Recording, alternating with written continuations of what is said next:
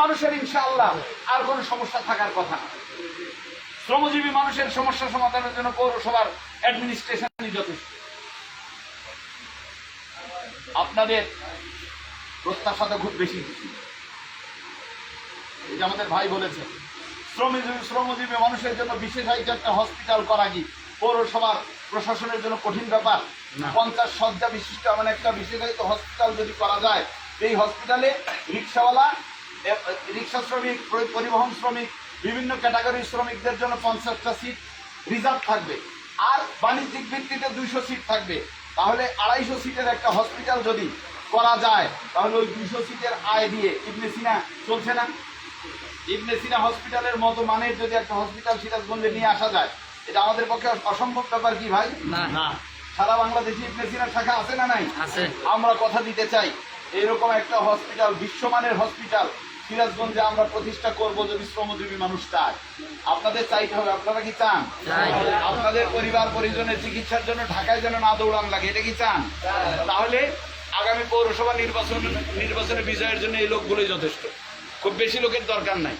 আপনারা যদি এক মনে এক বাক্যে সকলে যদি দৃঢ়তর সিদ্ধান্ত গ্রহণ করতে পারেন যে আমাদের সমস্যা আমরা সমাধান করব, অন্যদের কাছে আমরা যাব না, তাহলে আমরা যদি 250 শয্যার একটা বিশেষায়িত হসপিটাল করি, তাহলে এখানে যারা শেয়ার হোল্ডার থাকবে তারাও লাভবান হবে, শ্রমজীবী মানুষ যারা এই পরিবর্তনের নেতৃত্ব দিলেন তারাও লাভবান হবেন, এবং যুগের পর যুগ এখান থেকে শ্রমজীবী মেহনতি মানুষ, নিগৃহীত নিপীড়িত মানুষ, বঞ্চিত এবং অভাবগ্রস্ত মানুষ যে উপকার পাবেন, এই উপকারের সওয়াব মরার পরেও আপনি কবর থেকে বসে বসে যেতে পারেন।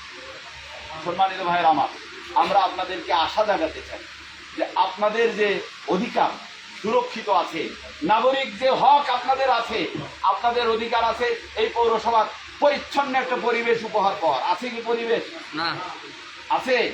শহরে ঘুরবেন তো শহরে যদি আপনি 1 কিলোমিটার যান, 5 জায়গায় এমন প্রতিগন্ধময় দুর্গন্ধময় আবর্জনার ভাগাড় দেখবেন, যেখান দিয়ে আপনি গেলে 50টা রোগ আপনার পিছনে যাবে আপনার বাড়ি পর্যন্ত। ঠিক না? ঠিক। আপনার বাচ্চাকে যদি সাথে নিয়ে যান, বাচ্চা হয়তো বমি করে দেবে, অথচ পয় নিষ্কাশনের জন্য পর্যাপ্ত বাজেট আছে না নাই? আমাদের সিরাজগঞ্জ পৌরসভার ড্রেনেজ সিস্টেমটা কার্যকর না থাকার কারণে রাস্তা উপচিয়ে পানি দিয়ে, দুর্গন্ধময় পানি, পচা পানি দিয়ে কাপড় জামা নষ্ট হয় না? পৌরসভার প্রধান কাজ পয় নিষ্কাশন ব্যবস্থাকে স্মুথ করা এবং দুর্গন্ধময় বর্জ্য ব্যবস্থাপনার মাধ্যমে পরিচ্ছন্ন নগরী হিসেবে সিরাজগঞ্জ পৌরসভাকে গড়ে তোলা। আমরা কথা দিতে চাই আসন্ন নির্বাচনে আমরা মানুষের কাছে এই প্রতিশ্রুতি নিয়ে যাব যে আমরা আমাদের এই সিরাজগঞ্জকে not only Bangladesh but also whole of the world, আমরা কোপেনহেগেনের মতো একটা পরিচ্ছন্ন নগর হিসাবে সিরাজগঞ্জ পৌরসভাকে করতে চাই। আমরা সিঙ্গাপুরের মতো একটা নগর হিসাবে আমাদের সিরাজগঞ্জকে করতে চাই। আমরা নেদারল্যান্ডের মতো আমাদের সিরাজগঞ্জ পৌরসভাকে করতে চাই। এই কাজগুলোর যে আমাদের টার্গেট, ভালো না মন্দ? ভালো। এই ভালো কাজকে আপনারা দেখতে চান, বাস্তবায়ন দেখতে চান? অবশ্যই। যদি দেখতে চান তাহলে ভাইরা আমার, সকল শ্রমজীবী মানুষের কণ্ঠে একটা আওয়াজ তুলে দিতে হবে।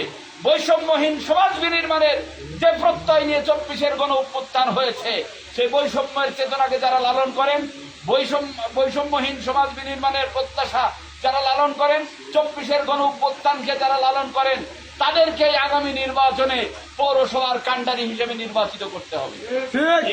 ভাইরা আমার, তাছাড়া যিনি 20 বছর যাবৎ বালু লুটপাট করে খাচ্ছেন, তার কাছে পৌরসভার ক্যাশ যখন দিবেন, পৌরসভার ক্যাশ কি লুটপাট থেকে বাদ পড়বেন? যিনি বিকাশে চান্দা নিচ্ছেন, তার কাছে যদি কোটি কোটি টাকার স্বাক্ষরে যদি কোটি কোটি টাকা উত্তোলনের সুযোগ থাকে, সেই টাকা কি আপনার আমার কল্যাণে ব্যয় হবে? এই সহজ হিসাব আমাদেরকে বুঝতে হবে ভাইয়ের আমার। চটকদারি এবং লোভনীয় স্লোগানে বিভ্রান্ত হয়ে আমাদের চিরস্থায়ী ক্ষতির পথ যেন আমরা উন্মুক্ত না করি, এই কথাটা আপনাদের মাধ্যমে সিরাজগঞ্জ পৌরসভার এই ছোট্ট পরিসরের শ্রমজীবী ভাইদের কর্ণকুহরে পৌঁছানো দরকার। আপনারা কি পৌঁছাতে পারবেন? যদি আপনাদের এই সতর্কবাণী, আপনাদের এই আজান দেয়াতে, আপনাদের এই মানুষদের আহ্বান করার মাধ্যমে যদি মানুষেরা সচেতন হয়, শ্রমজীবী মানুষ যদি সিদ্ধান্ত নেয় যে আজকের পরিবর্তনের জন্য আমরা জুলাইয়ের ইমাম সাদিক কায়েমের মতো, সাদিক কায়েম যেমন একাই ঢাকা বিশ্ববিদ্যালয় আন্দোলন সংগ্রামকে সংগঠিত করে জুলাইয়ের বিপ্লবকে ত্বরান্বিত করেছে, আপনারা যদি মনে করেন আমাদের সেক্টরে আমরা শ্রমিকরা এরকম সিদ্ধান্ত নেব, তাহলে সিরাজগঞ্জের এই ছোট্ট ভূখণ্ড, আমাদের এই 15টা ওয়ার্ডের যতটুকু পপুলেশন আছে, সকল মানুষের মধ্যে পরিবর্তনের জন্য স্লোগান উঠবে। ঠিক না ঠিক? এরকম স্লোগান তুলতে পারবেন তো ইনশাআল্লাহ? ইনশাআল্লাহ। এই সোনালী দিনের প্রত্যাশায় স্লোগান যদি ওঠে তাহলে সেটা কল্যাণের স্লোগান হবে ইনশাআল্লাহ। আমিরে জামাতের আজান হবে এবং সারা বাংলাদেশ বৈষম্যহীন এবং ইনসাফপূর্ণ ইনসাফ প্রতিষ্ঠার জন্য ইনকিলাবের যে আওয়াজ উঠেছে, সেই আওয়াজের সাথে আমরা লাব্বাইকের ধ্বনি দিয়ে একসাথে একযোগে তাদের কাতারে সামিল হতে পারবো। আমরা ইনসাফ প্রতিষ্ঠার জন্য শরীফ ওসমান বিন হাদির মতো আমাদের সবকিছুকে বিলিয়ে দেওয়ার জন্য প্রস্তুত আছি না নাই? আমাদের সবাইকে কবুল করুন। আখির দাওয়ানা আলহামদুলিল্লাহ। আসসালামু আলাইকুম ওয়া রাহমাতুল্লাহি ওয়া বারাকাতুহু। ধন্যবাদ।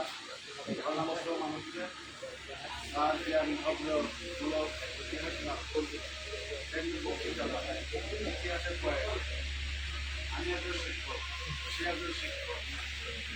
বক্তাদের বক্তৃতা আর শিক্ষকের বক্তৃতা একরকম হবে না।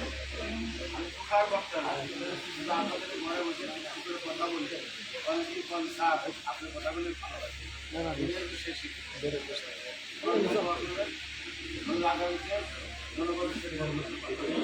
আমাদের সাথে সহযোগিতা করতে আমাদের মাঝে সংক্ষিপ্ত বক্তব্য আছে। বাংলাদেশ বর্তমান ফেডারেশন কমিটির অন্যতম সদস্য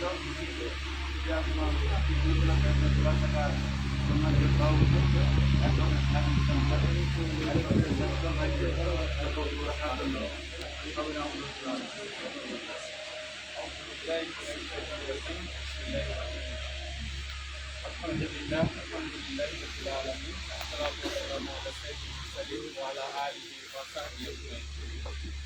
বাংলাদেশ শ্রমিক কল্যাণ ফেডারেশনের অন্যতম